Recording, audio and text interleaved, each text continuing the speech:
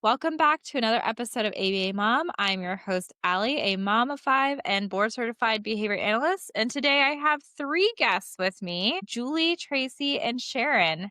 Hi guys. My name is Sharon Holloway. I am a Palm Coast resident. Have been since December 2014. I am the proud mom of a wonderful 23-year-old young man named Elijah. He is on the autism spectrum. A specific diagnosis was PDD-NOS with a significant speech delay. Been a resident of Indiana prior to that, and we just are busy in the community as far as trying to go through this life with the IDD special needs community and resources and so on and so forth. So it's been a real pleasure, Allie, to have been with you on this show and other experiences so that we can talk about the resources that are much needed in this community. So I'm a full-time working mom, but I have a real heart for the special needs community, not only just here, but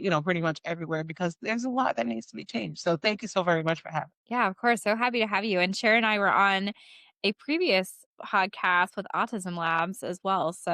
And that was a great experience too. And we were able to discuss some of the needs and starting up like a respite or a group home and some of the requirements and some of the challenges that we could possibly face with some of those. Tracy's been on it's been on my show before when I first started. It's been almost a year now since we've had this podcast going, and Tracy was one of my very first guests. That's crazy, I forgot about that. Yeah, Yeah. yeah, I know. We did, like, Yeah, the history of ABA, I think. yeah, I liked that. Yeah, so now since then, I'm a board certified behavior analyst. And then I have my master's in social work. So now I kind of bring a mental health background and an ABA background. And previously, before living in Florida, I lived in Missouri, where Missouri has waiver programs and for autism and intellectual disabilities. So in different kind of in a group home setting and then kind of working for the state of Missouri, that's who operates it there, have had exposure to like waiver programs, funding sources, just different ways that they contract out different programs. So been working in the field for a while, and I just very much enjoy it. So I'm very excited to be alongside you guys, and interested to get to know Julie and learn about her experiences and want to see what I can learn from that. Yeah. Julie, I think we're all really excited to meet you. I know, Sharon brought us this awesome connection with you, and we're just really excited to hear about what you do and your background and how you've been contributing to, special needs community. Well, I'm Julie, and I met Sharon and her wonderful son, Elijah, when we were in Indiana, and I was running recreation therapy programs with an organization in South Bend. And as a recreation therapist, we work with the community with people with different diagnoses and different disabilities to help them live their lives better and mostly in the community, that they live in. And so I have 24 years of experience as a certified recreation therapist, but I've been working with people in the field for, I figured it out, 37 years, which I Wow. think That's makes me awesome. old with all of my Yeah, yeah. And then all of my experiences I've done have been programming, and I've run departments as well as a whole organization. I've taught college courses about recreation therapy and experiential therapists working with an organization called Charlie Health, and that is providing virtual mental health services for individuals nationwide. And so it's been a really cool platform to be part of for the last 3 years, almost 3 years, and being able to do recreation therapy to anyone in 37 states.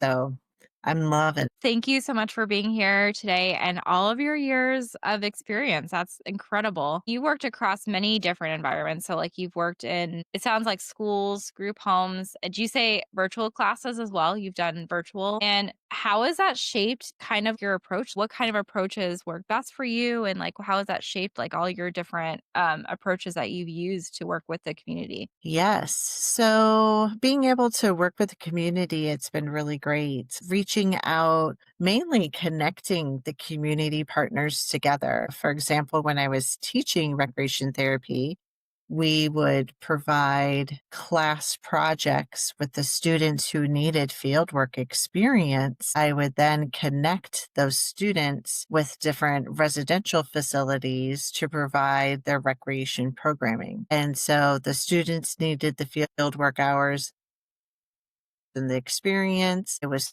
supervising them that way, as well as teaching them how to do that in real life experience.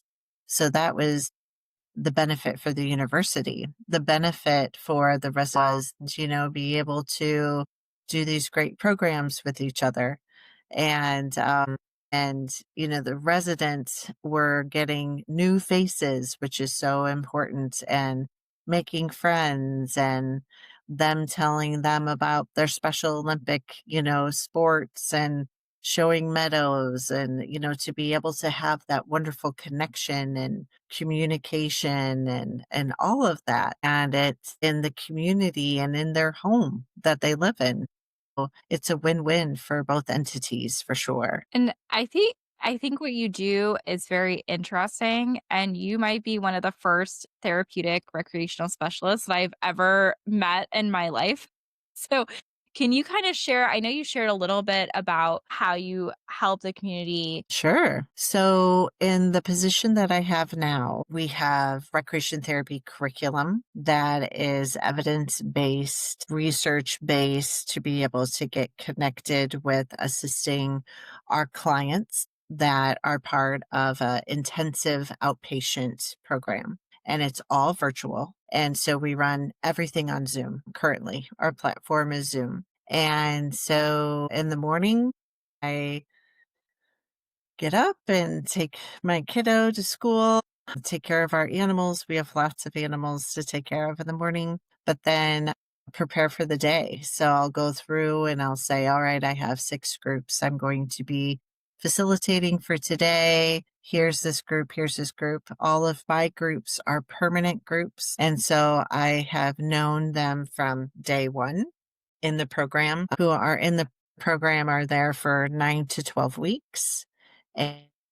And they get to see me. Each group gets to see me once a week, That's looking awesome. at how do we, yeah, yeah. And like, how do we show our authentic self to each other? And so we do a masking project. And so we do, how are we with our mask on? How are we with our mask off? And for them to color and design, how are they showing to the other people, as well as then how are they being their authentic self when their mask comes off? So that's just one example um, of many, many different options that we can choose from. So I do that until 2. Then we usually have meetings from 2 to 4, have a little bit of a break to get our family settled and things like that. And then I have evening groups as well, and groups 6 days a week. So mornings and evenings.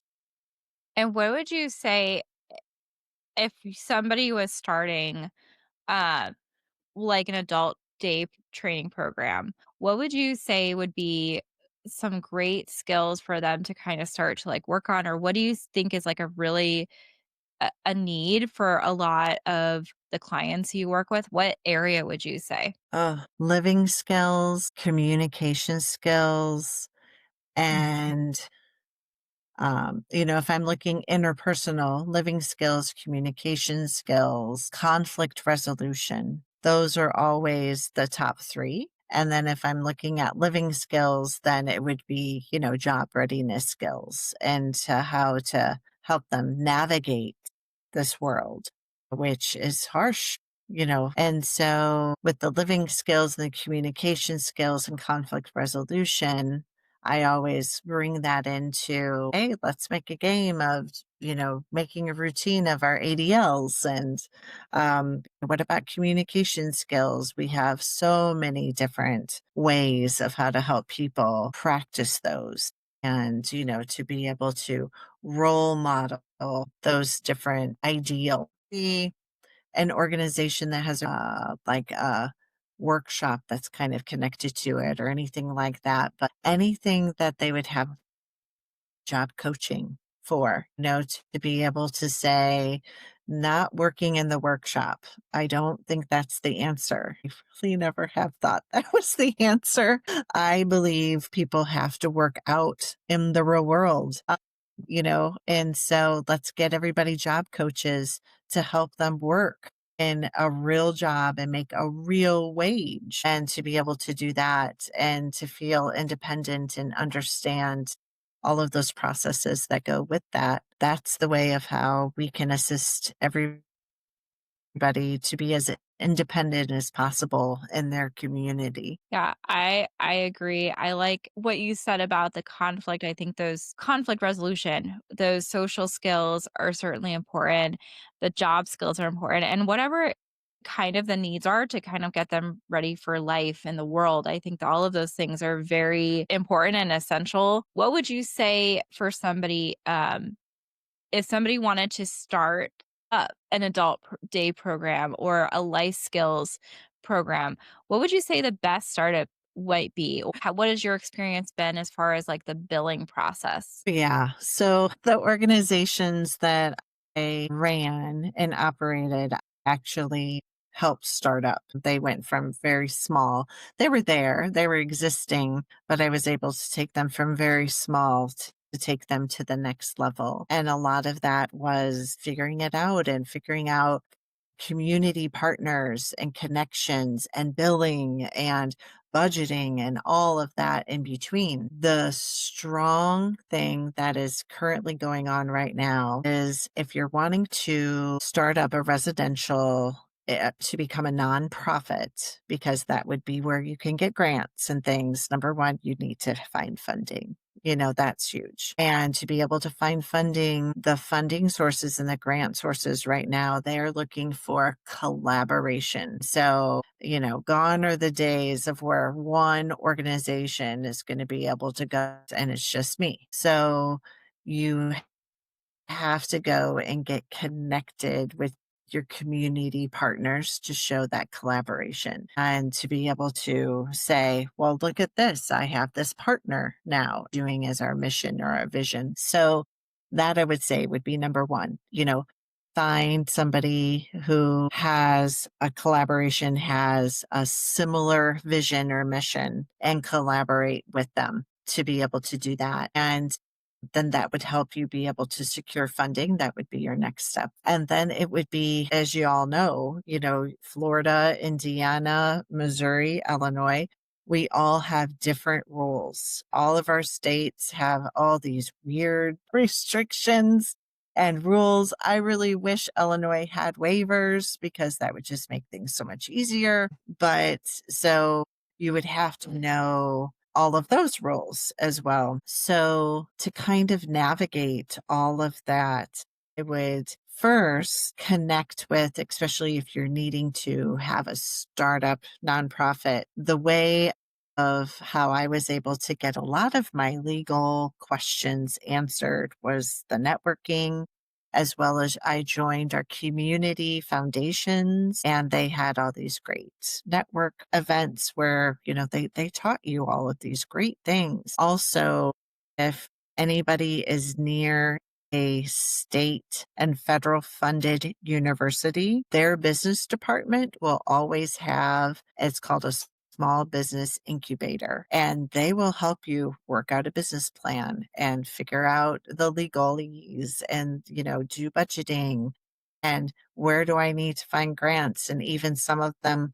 have memberships to the grant funding. What is it, like the clearinghouse, the website that costs $1,000 a year to belong to. you have access to that. So all of that, resources, you just kind of have to find your networking way for a little bit. But I have known parents who have gotten together and created their own nonprofit and said, we want something better for our adult children, and created this. And they were able to purchase a house and have it, accessible, furnished, and created with ADA, and started their own program because they were not happy with what was out there and what was available, and to be able to help support their adult children. That is where I see the trend going right now, especially in our world that we're working with. Is we are seeing families who have adult children going, my child can do so much more. I want them to do so much more, and more than what is being offered right now. So what can we do to do this? So there's a huge uptick in that movement. And so it's really exciting to kind of see it. I love that too, that it's a lot of parents with adult children that want to see change, to want to see change in your community. It's like the parents are saying, like, they're more self-directing their care, and their services. Like, they're taking on as an employer, and saying, yes, I want you to be hired to help my child, or, like, instead of before, like, you have to wait for people to come to you, it's different. Like, families now get to kind of self-direct their services. I really like that. So if that makes any sense, I hope. I believe, though, Julia, my question kind of was, had you ever used like HUD housing to help get a residence for any programming? So not in the programming that I was involved in, because we did mainly the recreation part of it. But what we were able to do was connect with the facilities that had HUD housing available. And we were able to, our organization then came in to their community room that they had at their facility, and be able to provide programs for their residents that way.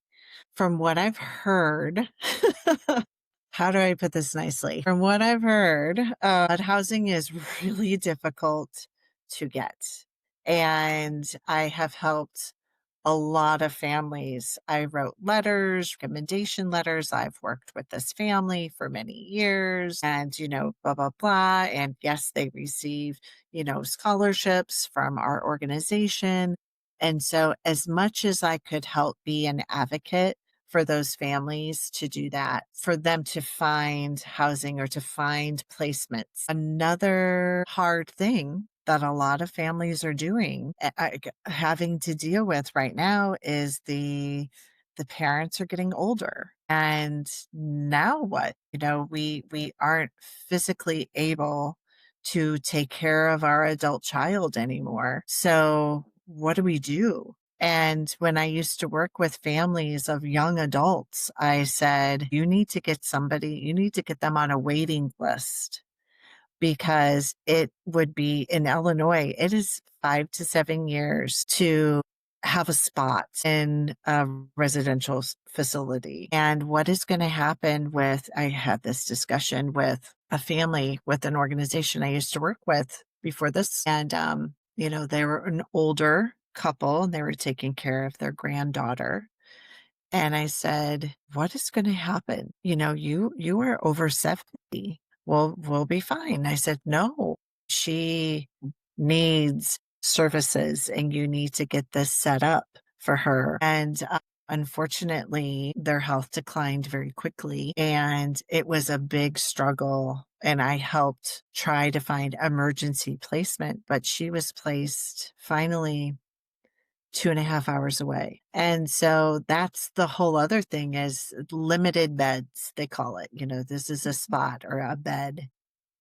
That is what we are seeing, and that's reality, is family members aren't getting placed close to where a family can go visit. And so, that is also another issue. As for HUD funding, that is like a whole different animal, I'm sure. That I've thankfully never had to deal with. But I do know of a lot of people, organizations who have had to, over here to get it accredited because we need to get, our residential facility credentialed, to be able to receive funding and things like that. So I've talked with a lot of colleagues about how they go through that process for sure. Is there any way I could jump in just real fast on that? Because that's very near and dear to my heart, right? So, everybody knows my parents are in their mid to late 70s, right? Dad just turned, my goodness, 79 on Christmas Eve, and mom is 76. And as you probably heard me say on the other podcast, they are my son's backup caregivers, right? So when I have to go to work, he goes over there.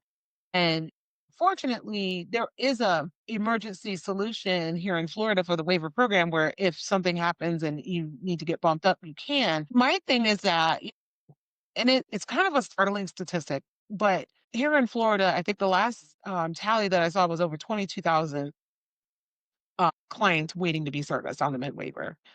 Flagler County as a whole is like, I think they had taken like 300 new clients last year or the year before when I was running statistics. 300 in a pool of 20,000 is nothing.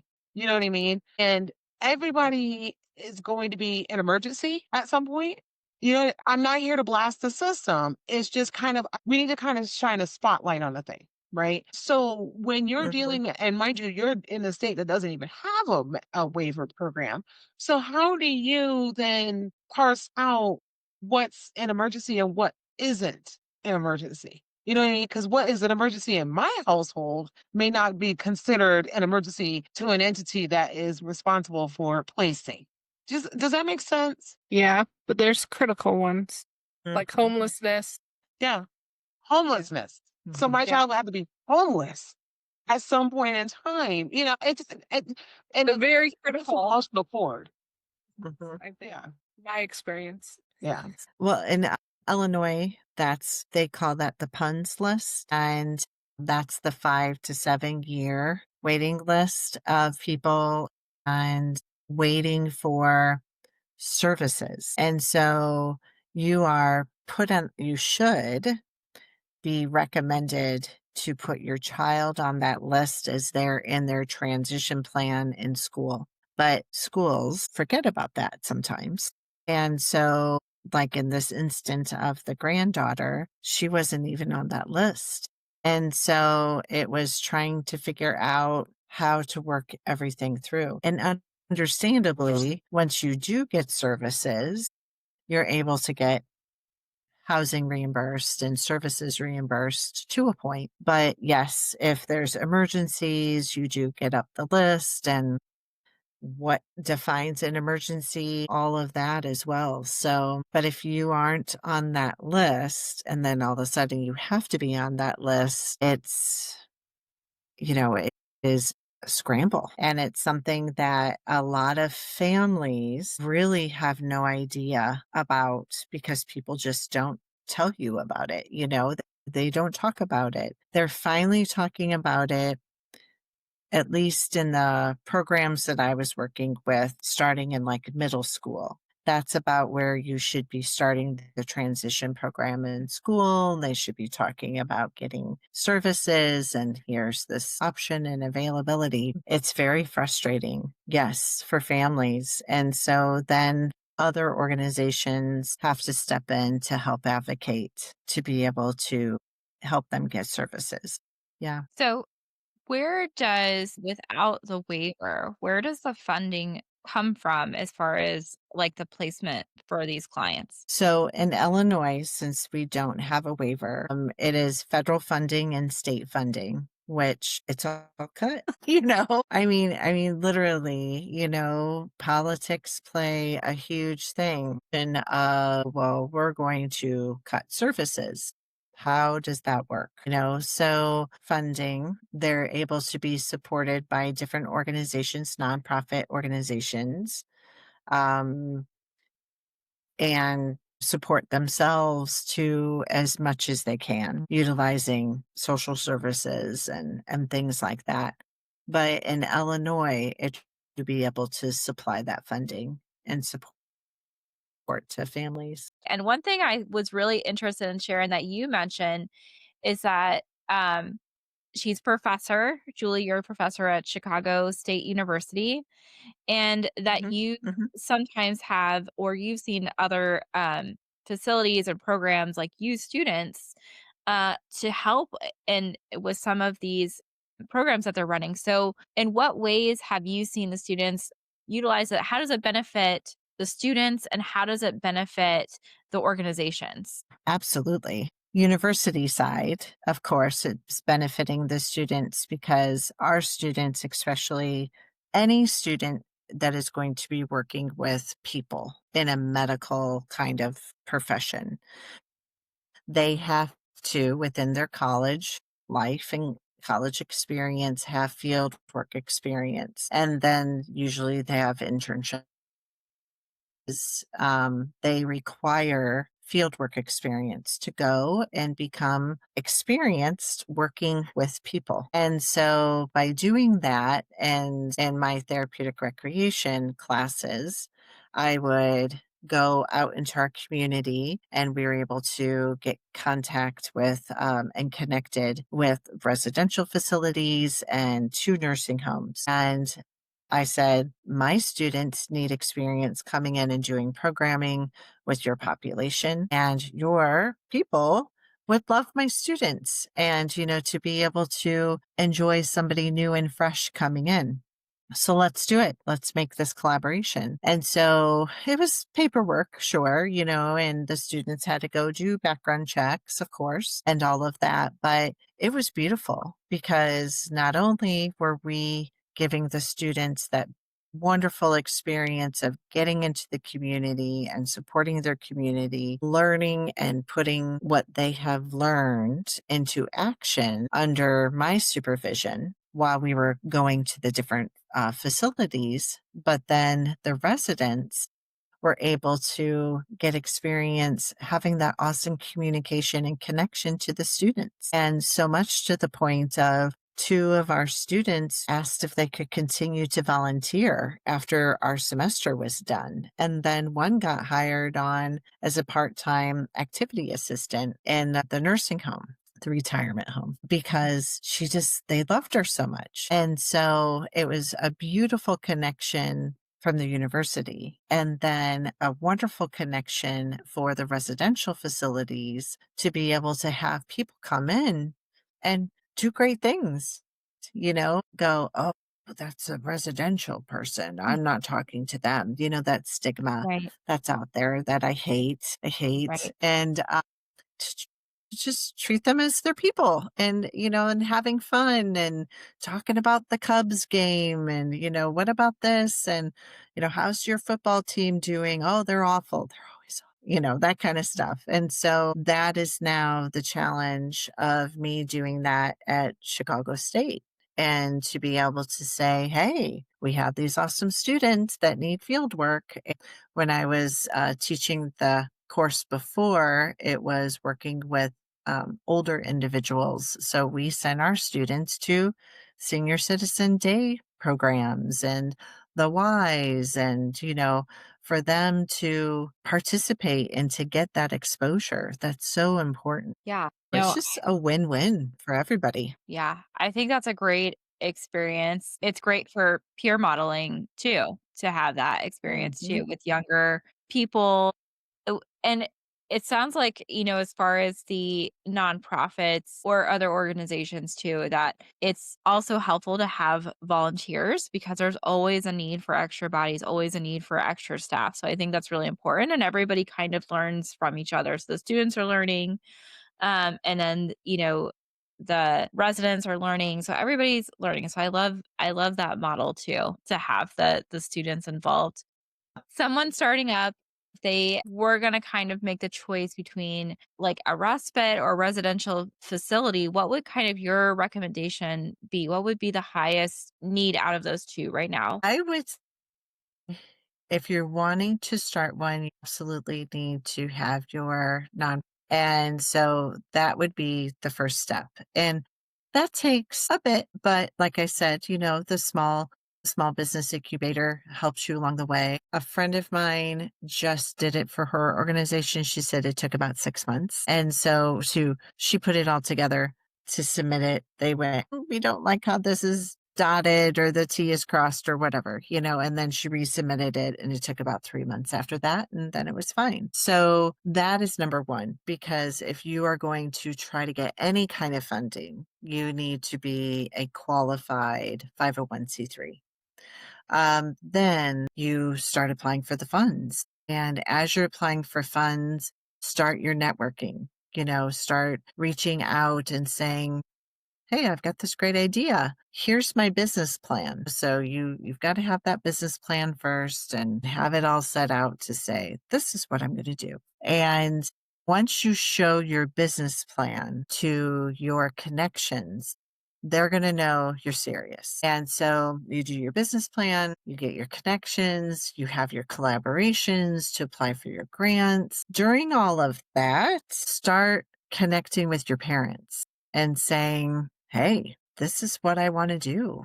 Are you interested in getting in on this vision? And, this is what we're planning on doing. And we have, 6 beds in this house or whatever, you would choose to do. It does not have to be a brand new facility. I have seen so many homes, retrofitted to be able to do that at a much lesser cost than it is, especially now, to build. And so that absolutely could work too. So as you're, building things like that, you definitely have to look for a place and to be able to do that. There's so many, at least around where we live, there used to be 4 organizations that had residential facilities. Now there's 2. And so they moved around their people, and there's alone in the little town that we're close to, there's 3 empty houses. And so I don't know if that is nationwide of how kind of the move is going, but you might be able to pick one up and for a lot less expensive, than a house and retrofit it. But that's where I would start. And then, with the in and you're moving in and everything, get them connected to their community connections, like the Center for Independent Living. I was going to say it wrong. The Center for Independent Living. That is where you would get your job coaching, and you would be able to have advocates to be able to help them, find jobs in actual restaurants and working environments, not warehouses or, workshops. So you would get them connected with them that way, and social services. And it definitely takes a lot to get going. But if you look at it and you have that set business plan, because that's what a lot of people are going to want to see, is they're like, okay, what's your business plan? So you would go through those steps first. I think once you have it all set in place and you're like, hey, we're ready to do this, parents, let's do this together, then it is going to be so busy because there's such a high need for something like that. The groups that I know who have done this, and, the parents have created a board and they are the ones making these decisions. But then the residents, their adult children, are also making the decisions. They get to say, I want my room pink, or I want my room purple, or I want this job, or whatever, and they are all making these decisions like a village. It's the coolest thing to see. That's awesome. I love it. I mean, the parents, it's such a community, like the parents together. And I love that they're like creating a board. And I think that we have so many parents, and, adults. We already have kind of a little community, but I just would love to see everyone get together and make such a difference like in our community and be able to have that extra support because it is such a need. And I think a lot of times what we kind of talk about is at some point they get older and it's like, where are they going to go? What are they going to do? And that's a scary thought of the fact that you have a child with a disability and then you don't know who's going to take care of them when you're not there anymore. But it's nice to know if you have a community and they have a support system and they have somewhere to go. So I really love that. And I love your experience, Julie, being able to grow that community and being able to support one another. So thank you so much for your time today and your expertise. It is much needed and I appreciate everything that you're doing. Thank you so much for being involved and doing this for so many families. Absolutely. I do have a question. Can I I throw a love it. question out there? It's Absolutely. it fills my cup. One of the things that, and you kind of made a really good statement about like once you actually start forming the nonprofit and you start putting your business plan together and so on and so forth, then you kind of like devise and more articulate what it is that needs to be done. Would you agree or disagree that the decision at this point in time between a respite care facility, like a respite home, versus an actual residential facility for focusing specifically on life skills would be a decision made during the proofing process of building the business plan? I would say you would definitely have to make that decision because respite is very different than residential, although both are so heavily needed, right?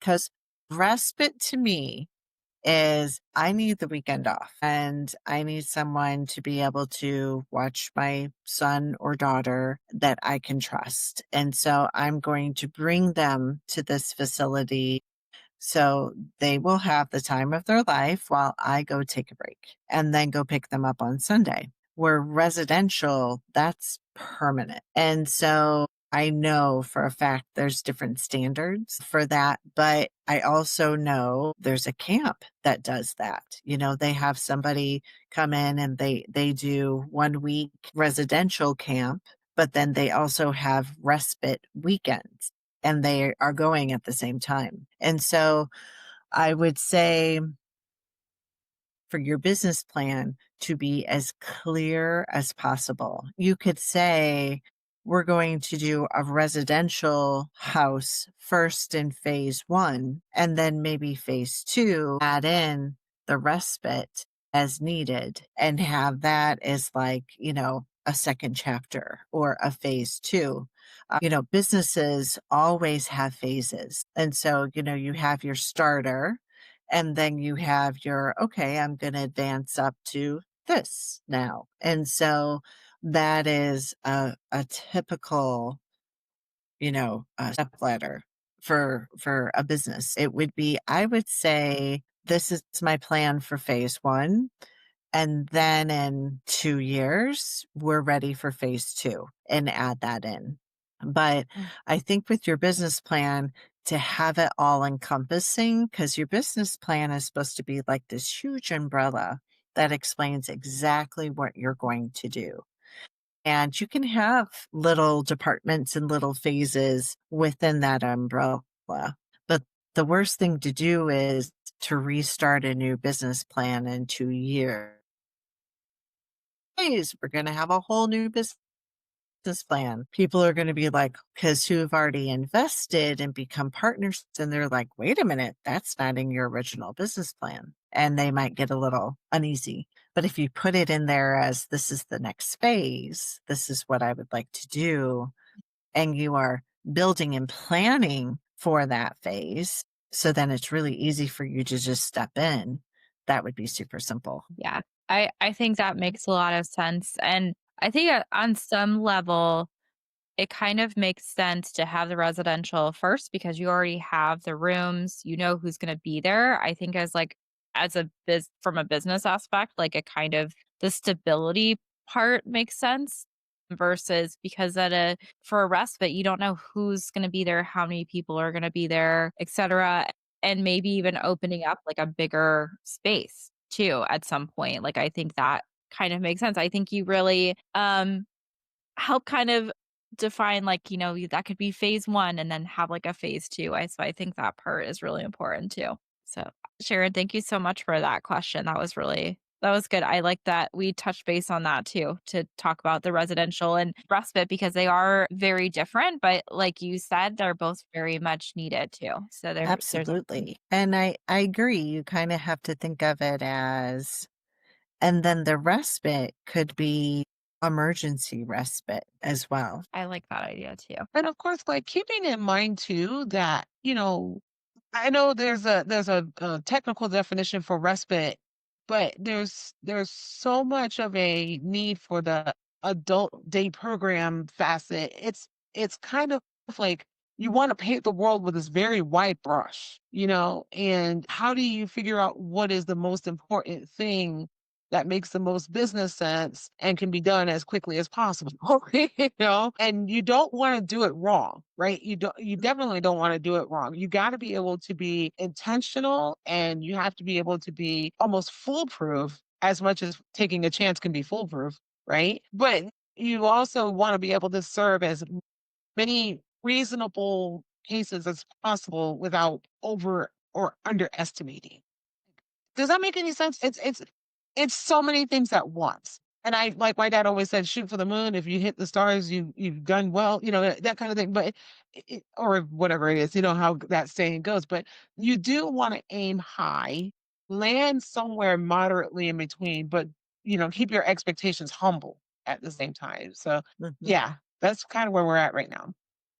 No, I think that was a great picture of kind of like you said where we're at and just trying to I think where we kind of are is just doing our research is just finding out like what is the best way so that way because you're right it is all a chance but then just discovering what is the best way to do it without trying to mess it up doing it the right way and it has to from a business perspective it has to make sense but we also want to serve you know people and I think the biggest thing I think that where our heart kind of is that life skills piece getting them ready those independent functioning skills all those things that are very much needed to kind of survive to like be a part of the communities like the things they need because there's a lot of job training there's a lot of things that's like okay this can get you ready for a job but maybe there's like a piece where it's like they're not ready for a job or they lack in this one skill but they're really great at this like where can we go to like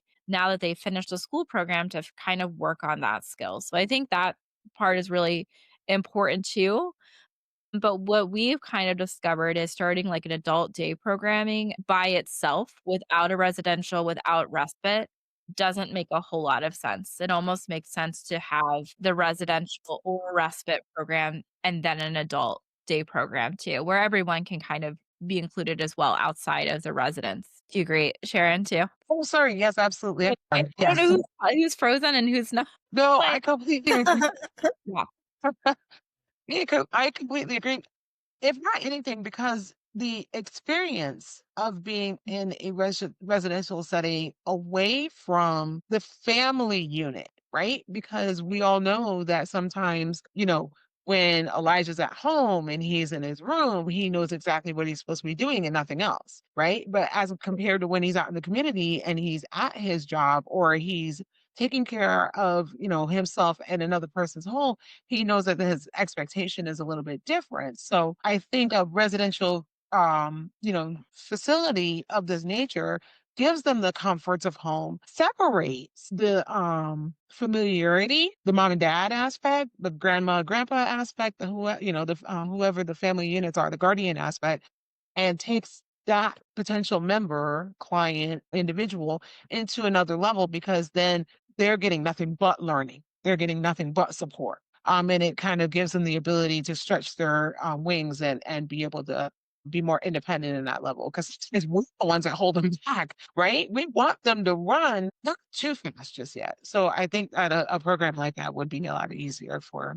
Yeah, I agree too. And out of the home, like a home setting versus a community setting versus somebody else's home always looks different. Different environments, like different behaviors in different environments. Like they may do things differently, especially if they're taken a little bit out of the comfort zone. So like, something different than playing video games. Like at home we get very comfy, and I think that's important too. And I know residential programs, they do have like a requirement for those community outings as well. So I think that's a huge piece too. It's being able to be out in the community, different expectations out in the community too. Yeah. Yes. So Julie, I just wanted to thank you so much for your time today. And is there anything that you feel I feel like you've been such a great asset, and you kind of help with all of we've had a lot of conversations, and they're kind of all over the place. We're kind of making decisions, and we're really on the research stage of things. So I really appreciate your time and your expertise as well. Is there anything that you want to share for us or listeners that you think would be valuable? Yeah. I would just say, start number one, look into like the small business incubator, because that's going to save you so much time and money, because they do it for free for you. And so to be able to say, here's our business plan. Okay, they're going to rip it apart. And then you're going to put it back together again. Literally, your business plan and your 501c3 will take forever because you want it perfect, right? And so that's really what I would say would be your first step, is to get in touch with the experts on the things that you're not an expert in. We know how to do a lot of things, but the other things, I'm like legal and, accounting and that kind of stuff. I want to find an expert that's going to help me start creating that framework so I don't have to redo it 4 times. Because, our time is valuable as well. Yeah. Mhm. No, I agree. I appreciate that. That is an excellent piece of advice. And that's something I wasn't even aware of. And you said the best place to find like a small business incubator is at a college, like a state college or Yeah, any college, any state funded college that has a business department, they should, because all the ones that I have accessed, that was the story. It's called a small business incubator or something like that, because it's funded by the university, and it truly is to the community to be able to support the community small businesses. And they'll be upfront with you, and they'll say, this is not okay. It's not going to fly in this community, or what's your area that you're wanting to serve. And they're great about that. So, I had a couple ideas shot down by a couple of them. But now I'm like looking at the bigger picture, and I went, oh, I'm so glad they said no, because I can see what they were seeing now. I just wasn't there yet. And so, trusting in that experience for sure. But just, yeah, I would say try to get to the closest university, state funded university, or it might just be universities. I'm not sure, but I just know the ones and that's about it. I guess that would be a good first step. Julie, thank you so much. We appreciate you. And thank you, Sharon. Thank you, Tracy, for coming on today. And yeah, we'll see you next time. And just remember that you are not in this journey alone. Till next time.